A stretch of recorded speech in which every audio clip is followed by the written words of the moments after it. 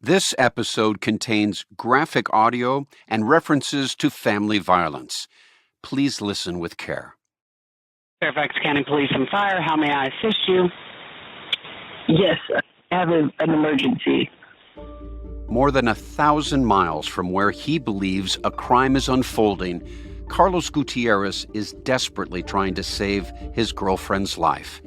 This was back in the summer of 2017. Hello? Are you there? Yes, I'm here. These calls are from emergency services in Northern Virginia. That's where the love of his life, Helen Hargan, lives. I'm thinking my girlfriend's life is in danger. His girlfriend's life is in danger, but Carlos feels like the 911 operator isn't taking him seriously. Why aren't they responding with concern? Okay, sir, what I need you to do then is contact your local jurisdiction, file a report with them, and tell them that Fairfax County requires a teletype in order to do a welfare check. Okay, I think this is like life or death. I think someone might be dead. Carlos is trying to make sure the operator understands the seriousness of the situation. But instead of quickly dispatching police, the 911 operator tells him to call someone else. Contact your local jurisdiction, file the report, have them send us a teletype, and then we will go and check on her. Okay, how do I get a hold of my jurisdiction? How do I do that? Well, sir, if you don't have their non-emergency number, if you dial 911, you'll get your emergency center. Okay, thank you. Bye-bye. I would play this 911 call for Detective Brian Byerson of the Fairfax County Police. He told me this first operator no longer works at the call center. Yeah, this one is incontrovertibly horrible. We do not require a teletype number to report a possible homicide. Yeah, that's completely ridiculous. Carlos would call, speak to an operator, and then be told he needed to call someone else again and again. Listen closely, because this 911 tape is not exactly easy to understand. Is your girlfriend at home right now? Well, that's the thing. She won't answer her phone. According to Carlos, hours earlier, Helen had called him to say her mom might be dead. And then she stopped answering her phone. She hadn't called 911. Carlos didn't hear from her, and now he was worried Helen was in danger. In a race against time, Carlos keeps calling the police. We're going to need you to call your local police department. And they're still not there? I'm sorry? They're still not there? How are we supposed to get there? Well, you didn't give us an address. Y'all can't look up the name, Pam Hargan and McLean, and... We looked up the names, Pam Hargan and McLean. We don't list individuals by name. We don't record information that way. Okay, I'm sorry. I'm having a hard time. I'm sorry. Finally, more than an hour after his first 911 call, police tell Carlos that they're sending officers to Helen's home. Detective Brian Byerson didn't find out about Carlos's calls to 911 until after he walked through the Hargan house and saw the two bodies for himself. Ultimately, what Carlos had to say would blow a hole in the theory that this was a murder-suicide, and that meant a killer could still be on the loose. If true, you have a brutal, vicious killer in this community who could kill again. That is correct.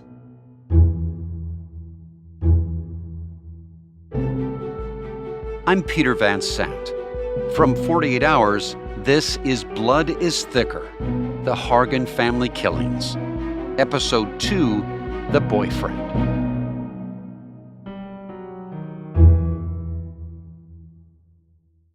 Carlos Gutierrez is on the phone with a 911 supervisor out of Fairfax County, Virginia. Okay, Mr. Gutierrez? Yes, ma'am. Okay, so... She asks him more about his relationship with Helen Hargan. How long have you known your girlfriend? For about a year. Carlos and Helen had been dating for a year. They first met in Dallas. They were working at a local restaurant together, and there were sparks. They hit it off. This is Michelle Sigona. She's a producer for 48 Hours and has spent years following the case.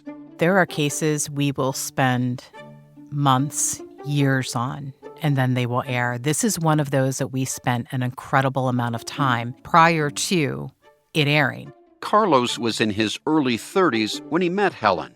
She was 23. He said that, although maybe he wasn't technically formally living with her per se in Texas, he was at her house 24/7. So they were living together essentially. Helen was attending Southern Methodist University and said on her resume that her goal was to work for a defense contractor, just as her mom Pamela had once done.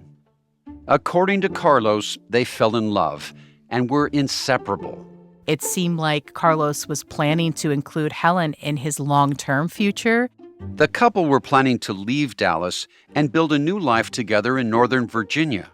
He was so dedicated to Helen that Carlos was ready to leave his life in Texas and move to Virginia. As Carlos calls 911 the day of the tragedy, he tells the story of the life they had planned. We got a house that's getting built. He even mentions the house in Aldie, Virginia, that Helen's mother was buying. He said they were serious, committed. According to Carlos, he had big plans for their future. He was planning to propose to her at some point. After Helen made the move back east, the couple video chatted, texted, and called every day. He said the night before the shootings, they missed each other so much that they spent nearly 4 hours talking on the phone. That's a long time to talk to anyone. 10 days before Pamela and Helen's deaths, Carlos went to see Helen in Virginia. So according to court testimony, Carlos said he came to the area. He did not stay at Pam's house, that he and Helen stayed at a hotel nearby. Carlos said he had no idea that Helen's family had any animosity toward him until after the shootings. But there were signs. None of Helen's family came out to meet him when he and Helen stopped by the house for blankets for a 4th of July outing. The blankets were put outside, but Carlos said he didn't think anything about it. Helen's oldest sister, Megan, would bring this up to police. They were in the driveway when she came to get blankets for 4th of July. And she said, "Megan, wait, they're in the driveway." She's saying her mom told her not to go out and meet him. Pamela had bought Helen a house, but was now having second thoughts because Carlos might move in with her daughter. Here's Megan in a police recording taken hours after the shooting. This morning, my mom let Helen know that she was canceling the contract on the house she's building her because she truly believed that Helen was going to try to move Carlos into the house, and my mom didn't want him being there. After that, she said Helen was furious her mother had changed her mind, but also said her kid sister was even mad at her. Why? Megan said she and her husband closed on a house of their own in West Virginia. So while Helen's dream was taken away, Megan was still getting hers. She got mad at me and thought the house was my fault. And, Mom was like, "It has nothing to do with her. You know why, Helen? I can't trust you. And I'm not letting that Carlos move into that house." Megan said that she was leaving to drive to West Virginia that morning. Before she left, she said the door to her mom's home office was closed. When I was leaving, like I said, I saw her office door closed, and that usually means she's on the phone, so I just left it be.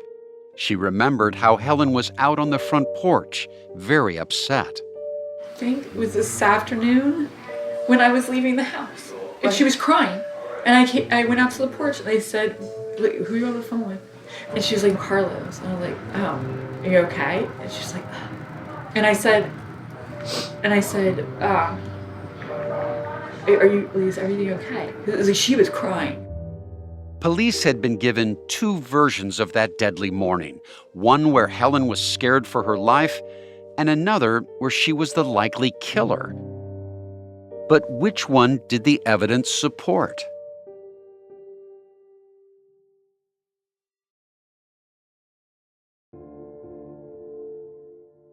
This particular case, there were things about the scene itself that were concerning to us on day one. Detectives Brian Byerson and Julia Elliott, a forensics expert, looked over the 2 rooms where Helen and Pamela were shot. Helen was found upstairs in her bathroom. Pamela in the mudroom, found on the floor under a quilt. Oddly, her phone was sitting on top of the quilt in a pool of blood. We know what that means. We know that it means that phone was placed there sometime after she died. But this wasn't the only strange clue. Helen's cell phone was set on the bathroom counter near the sink, and yet didn't have a spot of blood on it. And I want to find out who put that cell phone there in that particular place. So you want to check for fingerprints and DNA? Yes. What do you find on this phone? Nothing. Nothing. Nothing on Helen's phone. She'd find the mother's phone was also clean. On the front, we will typically see fingerprints, or at least smudges of fingerprints. On this one, we were able to see smears, as if someone had wiped it from side to side. The bathroom was in disarray, with toiletries scattered on the floor. But Detective Elliott noticed that the rifle was neatly placed. Why hadn't it tumbled away when she shot herself? The rifle was still laying perfectly within her legs. That to me tells me that if she's moving enough to move things off of the back of the toilet, I would expect that gun to have fallen down to the floor.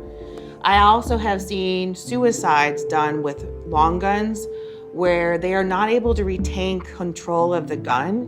But for detectives, the rifle's perfect placement wouldn't be the only red flag. You have a scene that's relatively small. Detective Byerson told me that if Helen had killed herself in such a small bathroom, there'd likely be blood on the rifle.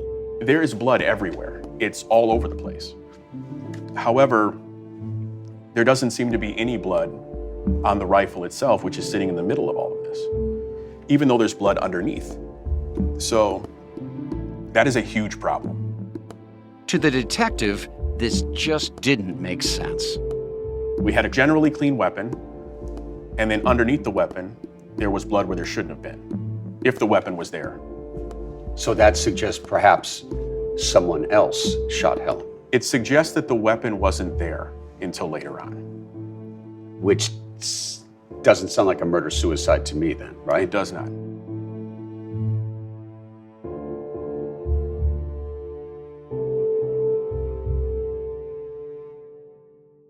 And in the basement, another strange sight. Detective Elliott found couch cushions that looked like they'd been slashed with a knife. I wasn't sure if someone was taking out some anger or what they were doing. Was it a tear kind of cut or was it a puncture kind of cut? It was a stabbing puncture type cut. Like someone had practiced on it? Yes. And is it true that there was a long knife found in the house? Yes. The knife was in plain sight. She took a photo of it still down there in the basement. This is the knife, and it's sitting on a bookshelf that was just to the left of the couch cushions in the same room. Detective Elliott believed the killer may have considered using the knife as a murder weapon instead of the rifle. And then, when Detective Elliott turned to look at Pamela Hargan's bookshelves, she spotted something else. So that center set of books that are kind of gray with the red band, those are photo albums. And I got a little nosy, and I wanted to see what my victims may have looked like in life or as they grew up. So I pulled out one of the center photo albums to look at it and open it up. And behind it was a piece of evidence that ended up being quite important. What was found? It was a photocopy of Pamela's spreadsheet that she used for all her accounts, account numbers, and passcodes. It was also a photocopy of Pamela's bank statement. This was still the night of the shootings, and while Detective Elliott wanted to dig in and learn more about this bank statement, financial documents were not on our search warrant, and so therefore I could not take it.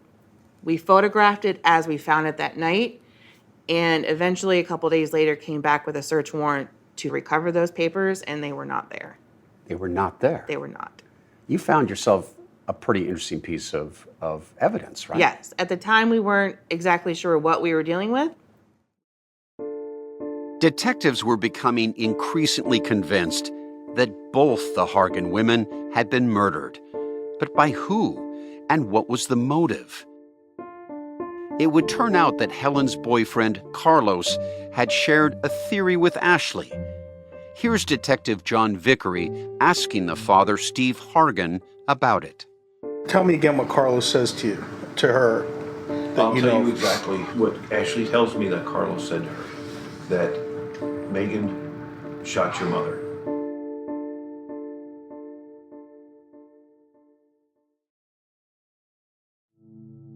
Earlier that July morning, Carlos had woken up to some messages from his girlfriend, Helen.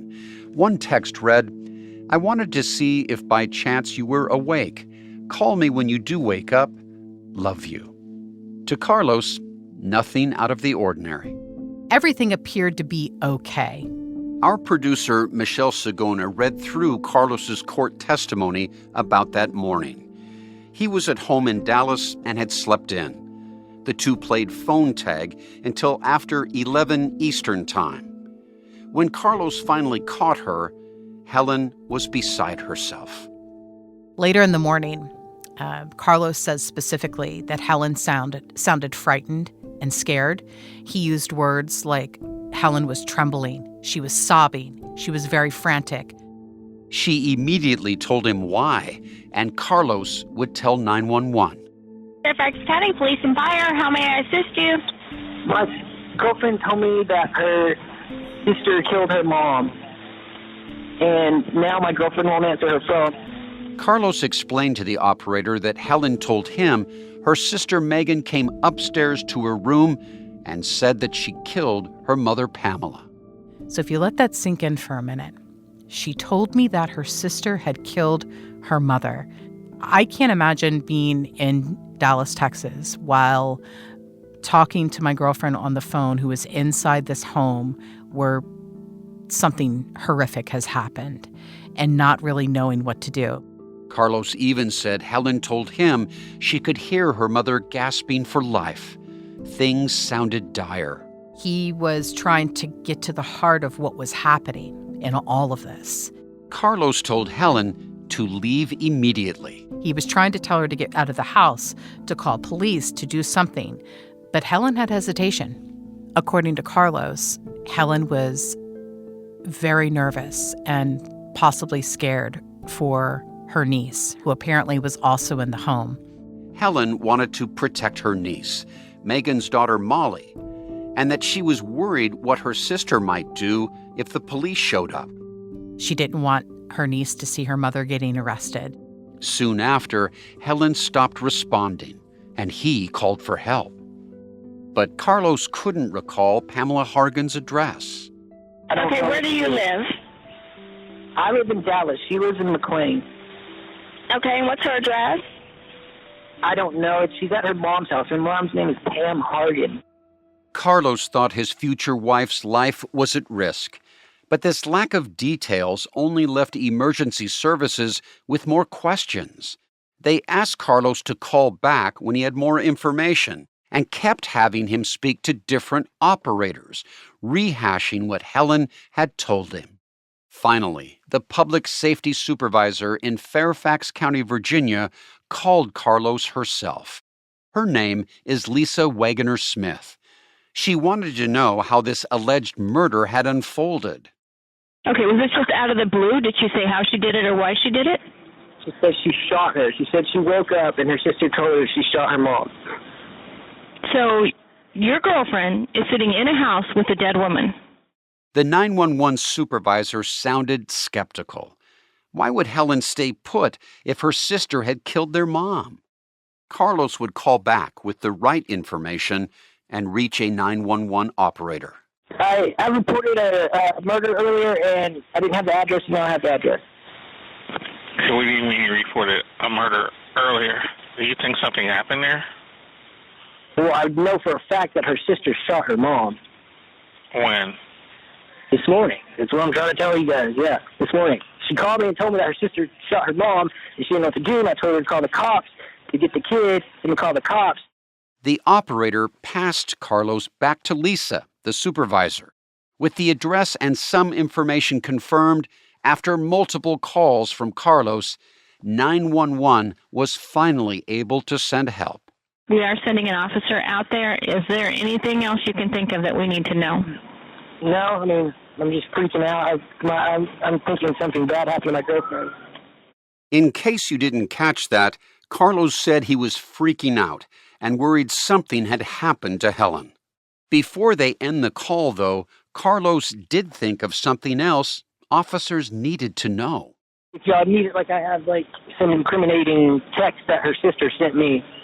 Carlos thought Megan was texting him, not his girlfriend. What does that say? Because after the fact that Helen told me that her sister killed her mom, right? Mm-hmm. I called her and she wouldn't answer, and then so she texted me back, Helen did, and it was like, hey, sorry, I'm just arguing with my mom. She pisses me off. I hate her. And this is after the fact that Helen told me that her sister killed her mom, so I know that her sister got her phone and was sending these messages. Here's what one of those texts said. Everything is fine. I'm not mad at Megan. I'm mad that my mom paid for her house. She and her husband should buy it themselves. Here is our producer, Michelle Sagona, again. Based on these text messages he was receiving, they were a huge red flag for Carlos. He just wanted Helen to call him, but all he got were texts, and that started to feel suspicious. I'm not even mad at her, really, the text continued. Just effing hate my mom.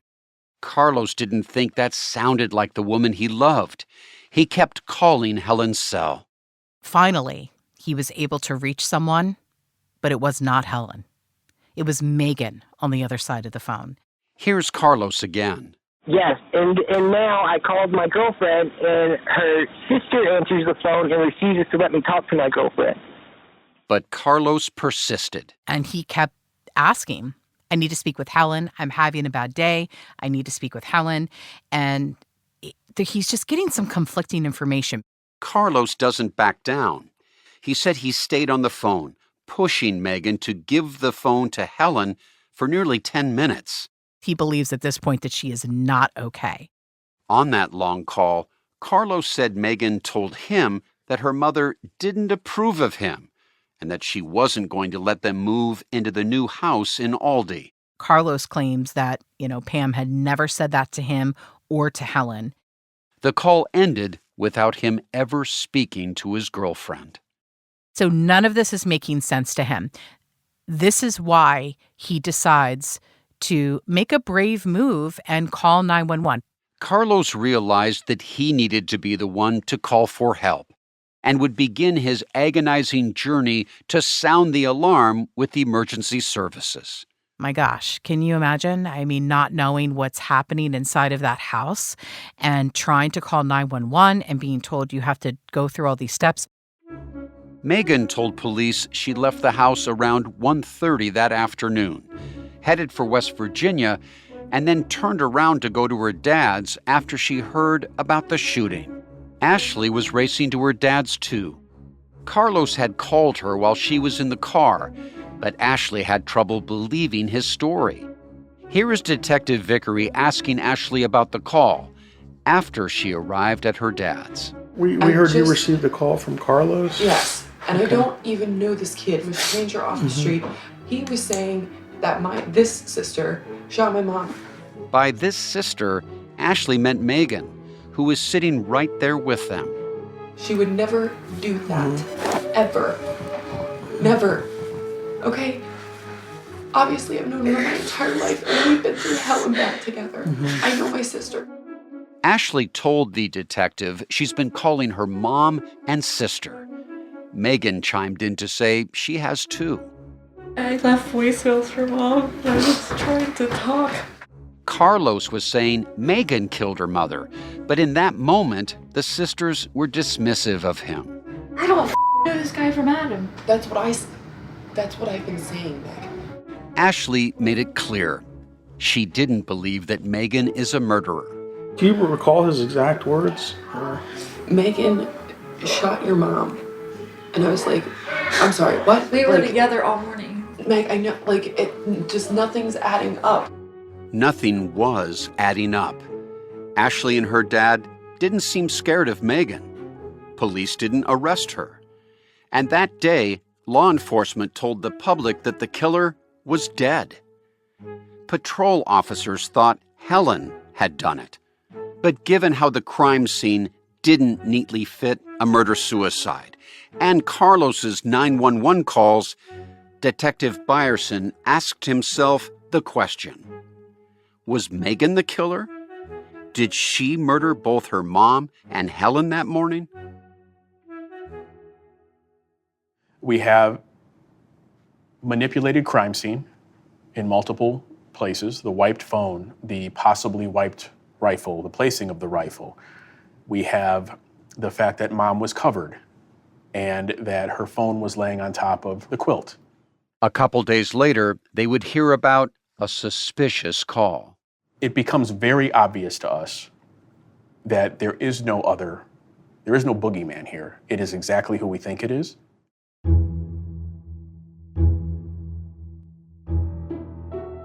From 48 Hours, this is Blood is Thicker, the Hargan family killings. Judy Tygard is the executive producer of 48 Hours. Original reporting by 48 Hours producers Sarah Ely, Michelle Sagona, Lauren White, and Josh Yeager. Jamie Benson is the senior producer for Paramount Audio, and Maura Walls is the senior story editor. Recording assistance from Alan Pang and Marlon Policarp. Special thanks to Paramount Podcast Vice President Megan Marcus and 48 Hours senior producer Peter Schweitzer. Blood is Thicker is produced by Sony Music Entertainment. It was written and produced by Alex Schumann. Our executive producers are Catherine St. Louis and Jonathan Hirsch. Our associate producer is Zoe Culkin. Theme and original music composed by Hansdale Shi. He also sound designed and mixed the episodes. We also use music by Blue Dot Sessions. Catherine Newhan is our fact checker. Our production managers are Tamika Balance-Kolasny and Samantha Allison. I'm Peter Van Sant. If you're enjoying the show, be sure to rate and review. It helps more people find it and hear our reporting. You can listen to Blood is Thicker, the Hargan family killings early and ad-free right now by joining Wondery Plus in the Wondery app or on Apple Podcasts. Thanks for listening.